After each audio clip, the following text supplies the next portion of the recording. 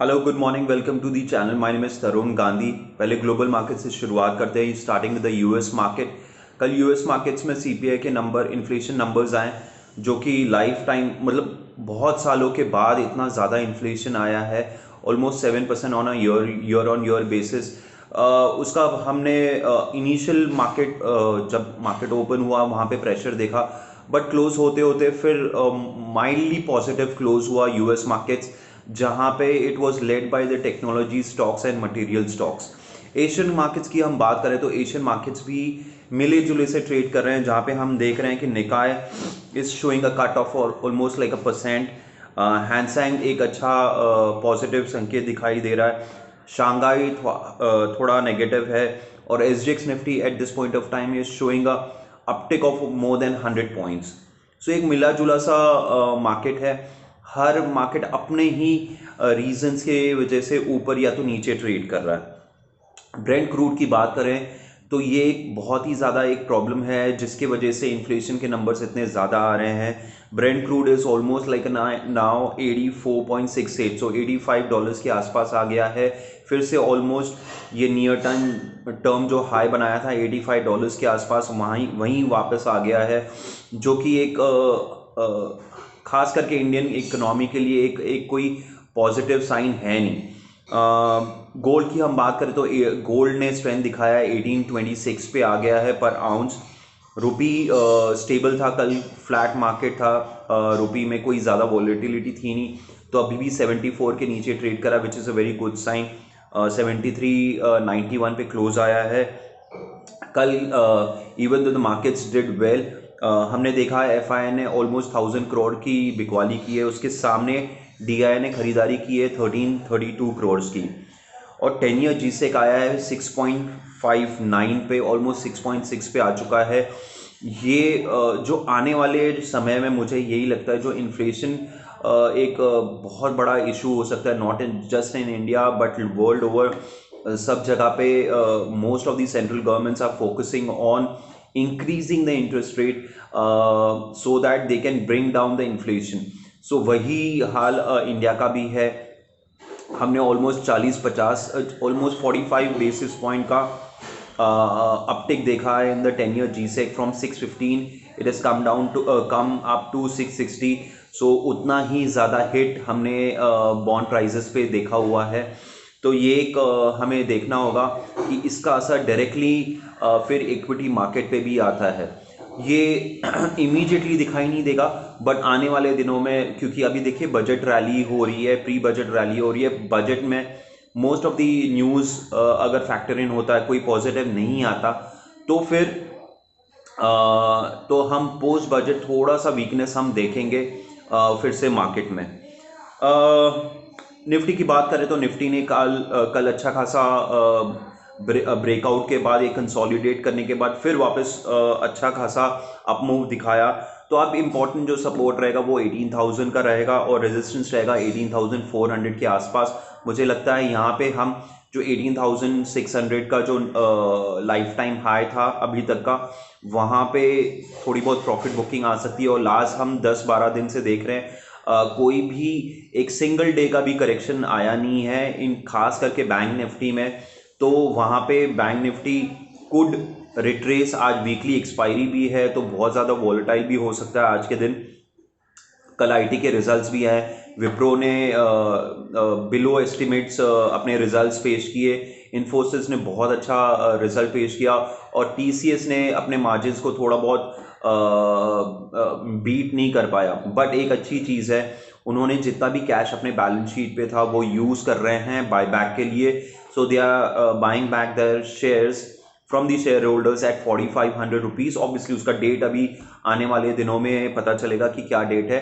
तो जैसे मैंने आईटी स्टॉक्स में, मेरा हमेशा यही रहा है कि 3-4 कंपनीज पे आपको फोकस करना चाहिए, जैसे TCS, Infosys on the large cap side, HCL tech on the mid size. Even though it's a big company, so HCL tech, L&T Infotech, L&T technologies, ये दो स्टॉक्स हैं जो मुझे मिड साइज में पसंद आते हैं। और लार्ज कैप में इन्फोसिस और टीसीएस ये हमेशा मेरा रहा है कि ये 3-4 स्टॉक्स में आपको फोकस करना चाहिए, और एक कोफोर्ज आप देख सकते हो अगर आईटी स्टॉक्स में फोकस करना है तो। कोविड के cases more than 2 lakh cases आए हैं इन अ डे, तो आज PM will hold a virtual meet with all the chief minister and understand what's happening, what kind of precautions all most of these states are taking. So obviously हमें भी अपना ध्यान रखना है, हम भी देख रहे हैं आसपास में केसेस बढ़ रहे हैं, but it's not to worry, but the only thing is that we have to take a precaution.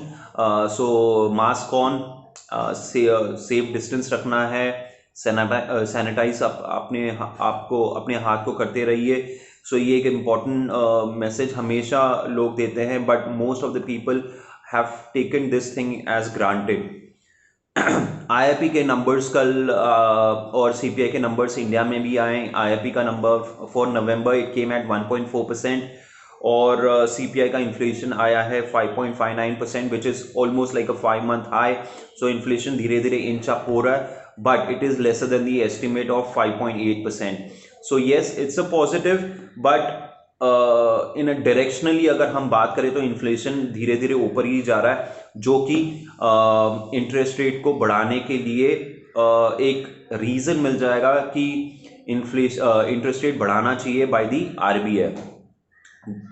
तो आने वाले दिनों में हमें ये दिखेगा कि RBI will make a interest rate hike of maybe 25 to start with 25 basis point and see what kind of impact it has on the inflation.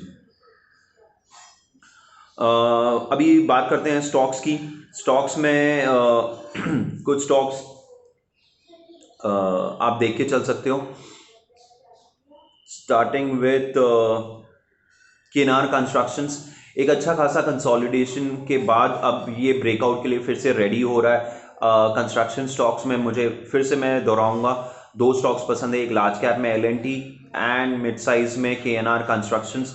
L&T ने कल 52 वीक हाई बनाया, जो कि मैं कई बार पॉजिटिव रहा हूँ, और KNR कंस्ट्रक्शंस 300 के ऊपर जैसे ही कंसोलिडेट करने लग गया है 3-4 दिन से, from lower of 305 and upper range of 320, एक अच्छा कंसोलिडेशन के बाद कल अपटेक अच्छा खासा दिखाया 2% का।